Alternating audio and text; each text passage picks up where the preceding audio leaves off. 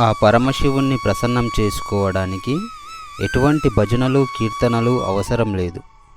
ఆయన్ని మెప్పించడానికి పాండిత్యమే ఉండాల్సిన పని లేదు.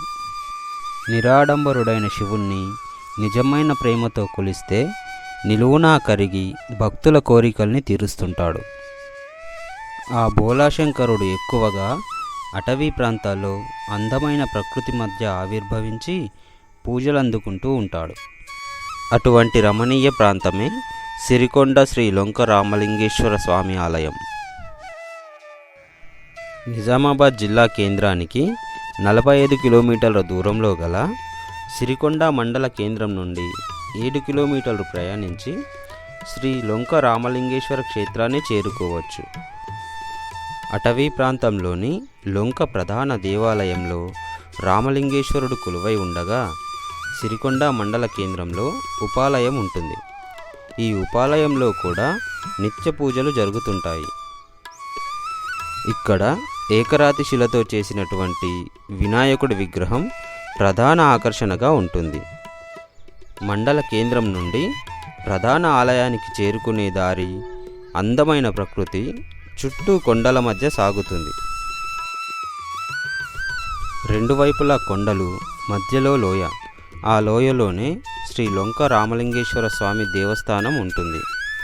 లోయ అనే పదం వాడుక భాషలో లొంకగా మారిందని చెప్తారు.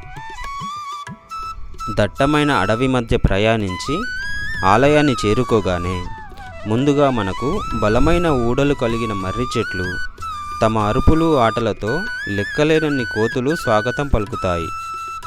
ఈ చెట్లను దాటి కొద్దిగా ముందుకు వెళితే ప్రధాన ఆలయం కనిపిస్తుంది. త్రేతాయుగంలో అవతరించినటువంటి శ్రీరామచంద్రుడు వనవాస కాలంలో సీతాలక్ష్మణ సమేతంగా సంచరిస్తూ ఈ అటవీ ప్రాంతం చేరుకున్నాడట. ఆ సమయంలో సీతమ్మ పరమశివునికి అభిషేకం చేయాలని అనుకోగా ఆ పరిసర ప్రాంతంలో ఎక్కడా శివాలయం కనిపించలేదట. అప్పుడు శ్రీరాముడు ఇసుకతో ఒక శివలింగాన్ని తయారు చేసి ప్రతిష్ఠింపజేశాడట.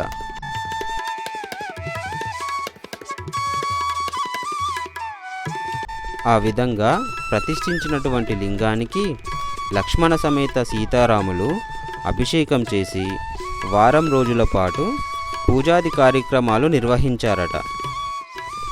అందుకు ప్రసన్నుడైన పరమశివుడు రాముల వారికి సాక్షాత్కరించి తాను ఈ క్షేత్రంలో శ్రీ రామలింగేశ్వర స్వామిగా పూజలందుకుంటానని, నిత్యం భక్తుల పూజలందుకుంటూ వారి పాపాలను హరించి మనోసంకల్పాలను నెరవేరుస్తానని మాట ఇచ్చాడట. అంతేగాక శ్రీరామచంద్రమూర్తి పాదపద్మ ముద్రలు ఇక్కడ చిరస్థాయిగా ఉంటాయని దీవించాడట.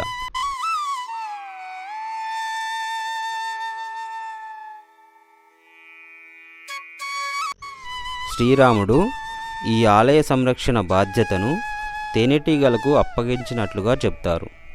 అప్పటి నుండి ఈ తేనెటీగలు ఆలయ పరిసరాల్లోని చెట్లను ఆవాసంగా చేసుకుని ఆలయాన్ని కాపాడుతున్నాయని ఒక నమ్మకం.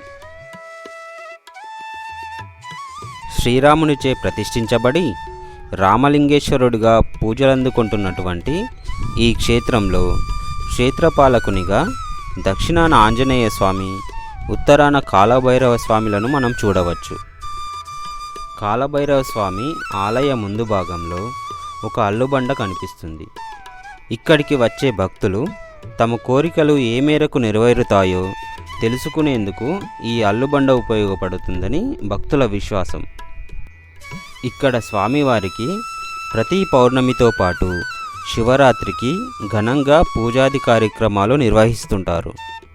మాఘ అమావాస్యకు శివరాత్రికి 3 రోజుల పాటు ఘనంగా జాతరలు జరుగుతాయి.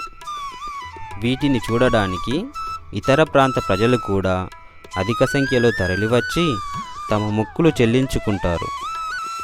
శ్రీరాముడు తన స్వహస్తాలతో ప్రతిష్ఠించినటువంటి లింగం కావడంతో నాటి నుంచి నేటి వరకు స్వామిని పూజించిన వారందరి కోరికలు తీరతాయని భక్తుల విశ్వాసం.